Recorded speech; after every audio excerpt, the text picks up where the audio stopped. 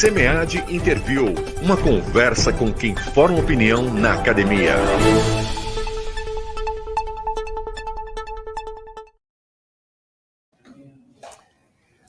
Hello, Rafaela. Can you hear me? Sim, eu posso te escutar muito bem. A entrevista pode ser em português, se não for problema. Vida, viu, Rafaela? Deixa eu te falar que eu sou brasileira, mas já moro 15 anos no México, então o problema hoje em dia é que no México eu falo espanhol com sotaque brasileiro e no Brasil eu falo português com sotaque mexicano. Mas eu acho que a gente pode conversar em português se você não tem nenhum problema. Não, sem dúvida. Eu tenho certeza que os nossos internautas aqui da TV SEMEAD agradecem, né? Bom, Rafaela, eu não sei se você já conhecia essa iniciativa da TV SEMEAD, né? A TV SEMEAD, basicamente, ela nasceu junto com o Congresso Virtual, o ano passado, que nós percebemos que essas atividades virtuais ficavam muito frias, né? E puxa vida, né? Você já faz tantas reuniões pelo Zoom o dia inteiro, pelo Google Meet, etc., né? E depois você ainda vai entrar num congresso, tá certo? No meio daquela telinha, uma coisa assim, sem sal, tá certo? Com pouco contato humano, porque o Zoom é muito bom para um falar e os outros ouvirem, né? Porque no Zoom, não é no Zoom, qualquer um deles, né? Ou seja, um falou, acabou, todo mundo tem que ouvir. É diferente de um ambiente presencial, né? Onde você pode ter várias conversas paralelas e assim por diante. Então, nós criamos essa iniciativa. A TV SEMEAD, ela transmitida ao vivo durante todo o evento. Nós temos atividades como essa, entrevistando business speakers, keynote speakers, editores, mostrando o que está acontecendo no evento, entrando nas sessões do evento, enfim, tem aí uma série de atividades e é um momento também de descontração. No painel da plataforma do SEMEAD tem ali a opção TV SEMEAD e você clica ali, você pode ficar aí vendo aqui na medida que vai vendo a sua sessão, etc. e tal. Essa é a ideia. E o pessoal gostou muito. Então, eu não vou perguntar para você se é a primeira vez que você está no Brasil, né? Porque você é brasileira, né? Mas então, Rafaela, eu vi aqui, né? Super interessante, tá certo? O tópico que você vai abordar no seu speech, né? A respeito de empreendedorismo, né? E o pessoal queria saber um aperitivo, tá certo? Dessa temática, né? Que você vai conversar, tá certo? Vai abordar na sua apresentação. Não, com muito prazer. Na verdade, eu tenho provavelmente 20 anos trabalhando nesse meio de empreendedorismo e comecei sendo empresária, né? Muito jovem, numa pré-incubadora no Brasil, em Santa Catarina. E algo que eu quero, claro, de ser empresária, foi ensinar outros empresários e, bom, nos últimos 15 anos nesse mundo acadêmico. E algo que eu tenho a oportunidade de ver é como cada ano chama mais atenção esses temas relacionados ao empreendedorismo e como se exige, de certa maneira, que as universidades comecem a ter programas formais de empreendedorismo e os próprios alunos e alunas buscam esses programas. Só que tem uma diferença entre falar que existe um curso, um evento, um concurso na minha universidade, a falar que existe um ecossistema. E esse ecossistema pode acelerar a criação de novas empresas, e sobre isso a gente vai estar falando um pouquinho amanhã. Muito importante, não é? Essa visão, tá certo, mais holística do fenômeno do empreendedorismo, não é? Procurando, né, extrapolar o estudo em cima do agente empreendedor, né, mas de todo esse contexto, né, de todo o ambiente que pode estar fortalecendo, desenvolvendo o empreendedorismo. E, por curiosidade, Rafaela, nós sabemos que a sua escola, né, a sua universidade, o pessoal chama de Tec de Monterrey, não é isso? Abreviadamente, tem vários campi, né? Você está em qual campus? Eu estou em todos e em nenhum. Deixa eu te explicar.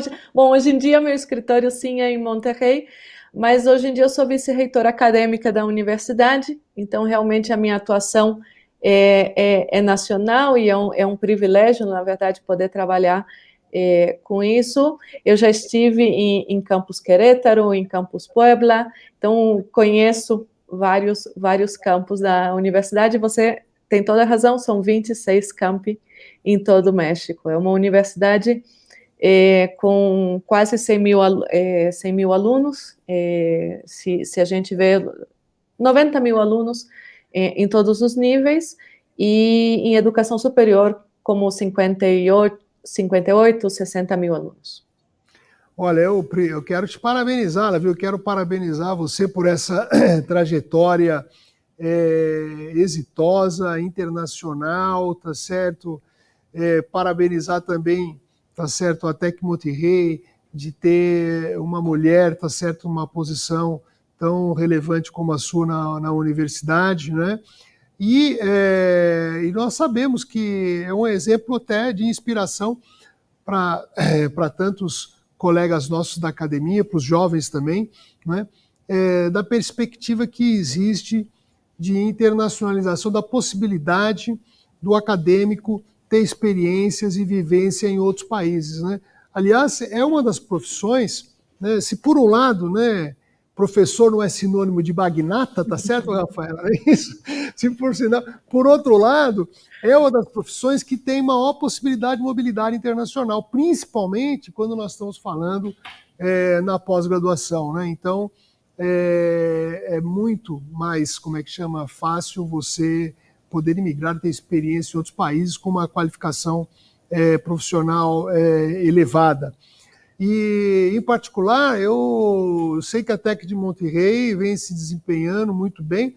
A propósito, um colega nosso, ele foi contratado pela Tec de Monterrey, ele está lá em Águas Calientes, não é isso? Que tem um campo lá em Águas Calientes, um líder de tema aqui do CMEAD, professor Eduardo Armando, não é isso? Egresso lá do PPGA da FEA USP, era professor do programa de pós-graduação da FIA,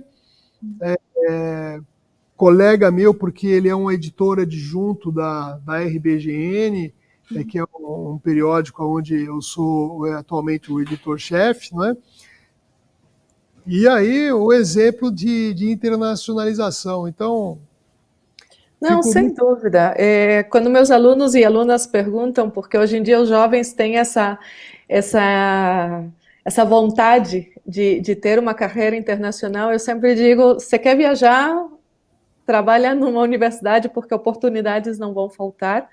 E agora eu estava escutando um pouco a última entrevista, e você também falou sobre isso, sobre a internacionalização de professores, e eu acho que é uma grande oportunidade o momento que a gente está vivendo, porque antes dar aula numa universidade estrangeira, pois era uma decisão muitas vezes de vida e familiar, né? Porque você tinha que ir com a família 1 ano, 2 anos, viver em outro país e logo voltar. E hoje em dia você pode dar aula em universidades estrangeiras em formato remoto, e quiçá algumas universidades que estavam um pouco mais fechadas a isso começaram a se abrir, não é? E eu acho que o Tecnológico de Monterrey é um exemplo.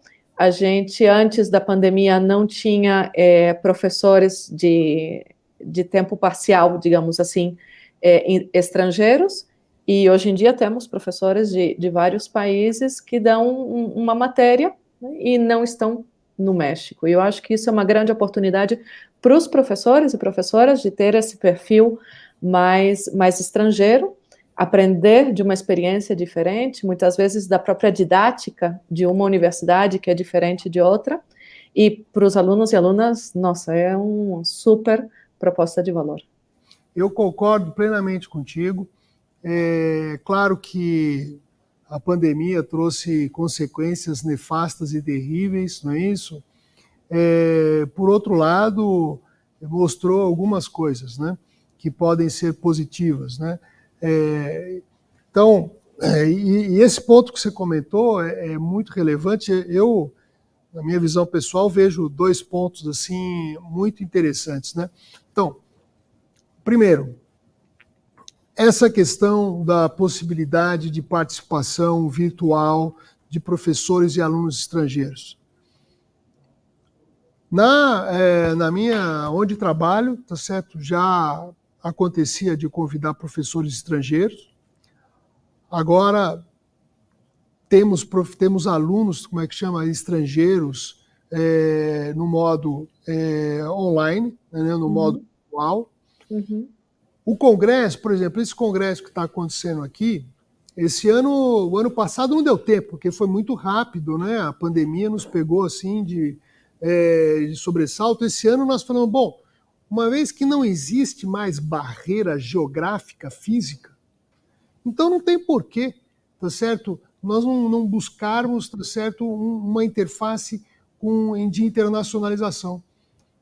E assim nós fomos, tá certo, em busca da internacionalização. Temos mais de 150 pesquisadores inscritos no SEMEAD esse ano, estrangeiros. Temos mais de 90 colíderes de tema estrangeiros. Isso foi de um ano para o outro, né?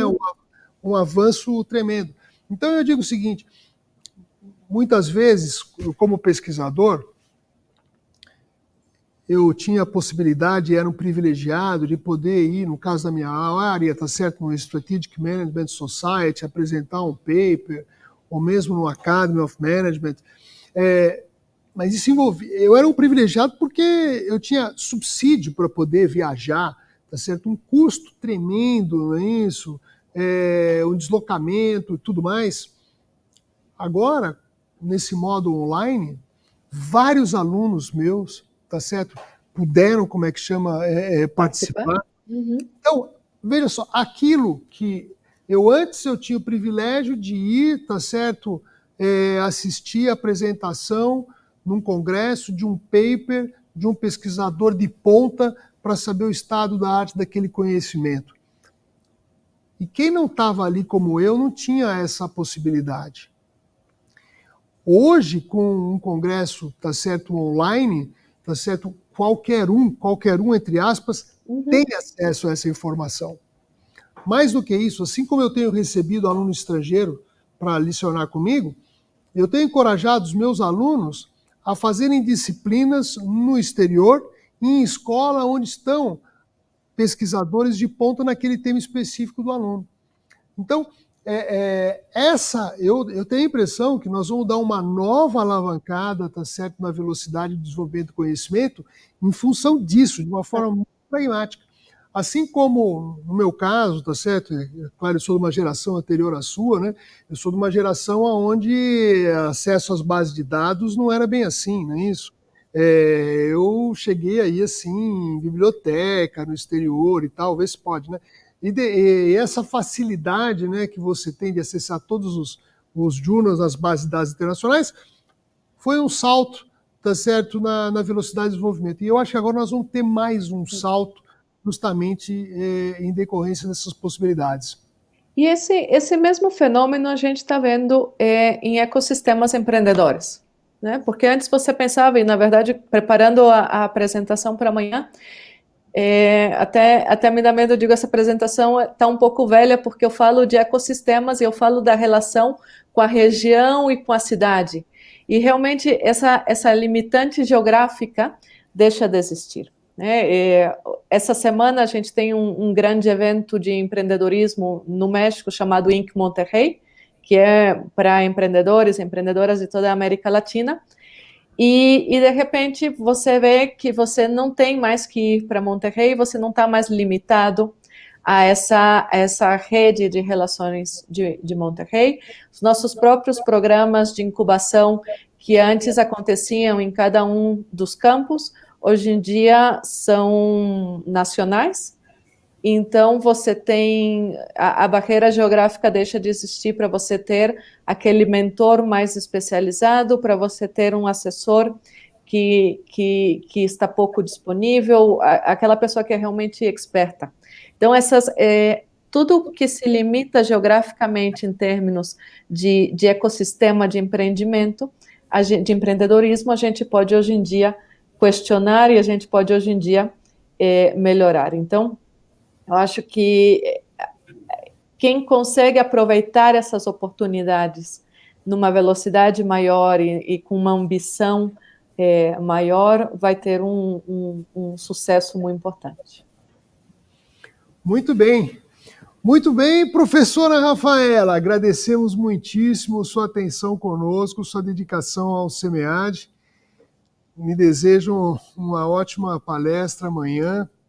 E fica aqui a dica para os nossos internautas.